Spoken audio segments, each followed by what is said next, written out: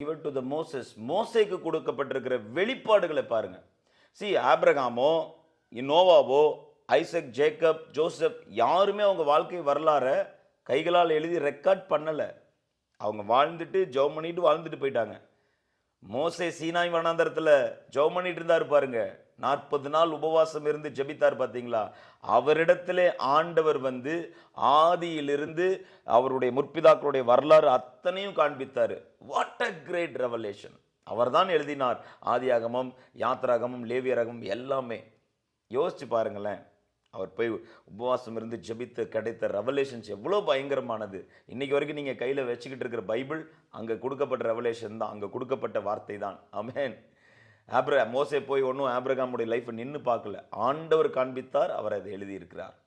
பிரியமானவர்களே, ப்ரே, ஆண்டவர் உங்களுக்கு ரெவலேஷன்ஸ் கொடுப்பார். ஆண்டவருடைய வார்த்தையை நல்லா தியானிங்க. சிறப்பான வெளிப்பாடு தேவனுடைய ஆவியானவர் உங்களுக்கு கொடுத்து உங்கள் வாழ்க்கையில் பிரயோஜனமானதை உங்களுக்கு போதித்து தேவன் நடத்தும்.